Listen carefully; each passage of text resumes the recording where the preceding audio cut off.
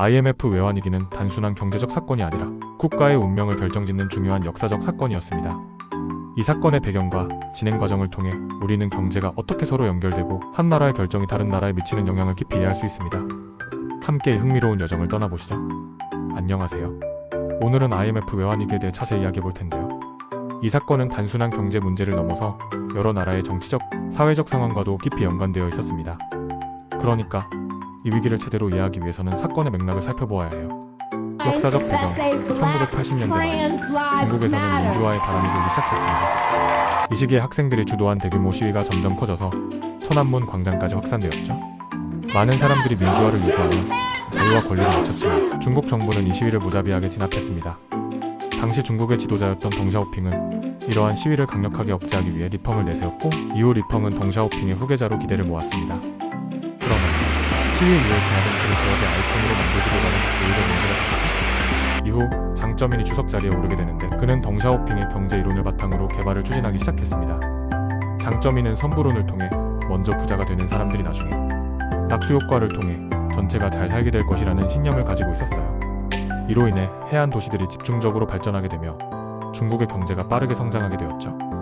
경제 정책과 위기 요인. 그런데 1994년 중국은 환율을 대폭 조정하게 됩니다. 당시 시장 환율과 고시 환율의 일치를 명분으로 달러당 5.82안을 8.62안으로 일시에 변경하였습니다. 이는 한국의 경우로 비유하자면 1,450원의 환율을 하루 사이에 2,150원으로 바꾸는 것과 같은 큰 변화였습니다. 이로 인해 중국 제품의 가격이 40%나 싸지는 결과를 가져왔고, 이는 곧 중국의 수출 증가로 이어지게 됩니다. 하지만 이러한 변화는 동남아시아 국가들에게 심각한 위기를 초래했습니다. 가격 경쟁이 불가능해지면서 태국을 포함한 여러 동남아 국가들은 무역 수지가 적자로 돌아서며 달러가 마르는 상황에 직면하게 됩니다. 태국은 고정환율제를 운영하고 있었고, 달러 부족으로 인해 외환 방어를 하느라 힘든 상황이었습니다. 이때 헤지펀드들이 태국의 약점을 발견하고 공격하기 시작합니다. 태국 정부는 버티지 못하고 결국 1997년 7월 2일 변동환율제를 수용하게 됩니다. 이로 인해 바트화는 폭락하게 되고 헤지펀드는 막대한 환차익을 얻습니다. 하지만 이들은 여기서 만족하지 않고 홍콩으로 공격 대상을 옮기게 됩니다. 한국의 금융 관행. 이러한 상황에서 한국은 김영삼 정부가 들어서면서 금융 선진화를 추진했어요. 정부는 사채업자들을 양성화시키고 기존의 단자회사를 종합금융사로 전환하게 됩니다. 그러나 이 과정에서 외화대출이 과도하게 이루어지고 단기자금을 장기로 대출하는 구조가 만들어졌습니다. 이러한 상황은 결국 금융위기를 초래하게 되었죠. 일본의 금융기관들이 해외투자 손실로 도산하기 시작하자 일본 금융감독국은 자문을 요청하게 됩니다. 이때 폴 볼커가 BIS 비율 도입을 제안하게 되고, 일본 은행들은 대출을 회수하기 시작합니다.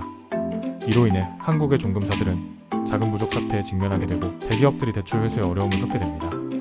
IMF 개입과 그 결과 결국 한국은 1997년 11월 20일 IMF 구제금융 요청을 발표하게 됩니다. 이날의 발표는 한국의 외환 보유고가 급격히 감소하고 있다는 사실을 드러내게 되며, 이는 한국 경제에 심각한 위기를 초래하게 됩니다. IMF의 지원이 결정되었지만 그 대가는 매우 컸습니다. 많은 한국 기업들이 외국에 매각되었고 경제 구조가 크게 변화하게 되었죠. 이 사건은 단순한 경제 위기가 아니라 여러 나라의 정치와 사회에까지 영향을 미쳤습니다. 과거의 사례를 통해 우리는 현재의 경제 상황을 이해하고 미래를 준비하는 데 필요한 지혜를 얻을 수 있습니다. 그래서 이 사건을 되새겨보는 것은 매우 중요하다고 할 수 있습니다. 이처럼 IMF 외환위기는 단순한 숫자나 통계로 설명할 수 없는 복잡하고 다층적인 이야기입니다. 과거의 경험은 미래를 준비하는 데 큰 도움이 될 것이며, 이러한 사건들이 반복되지 않도록 경각심을 가져야 할 것입니다.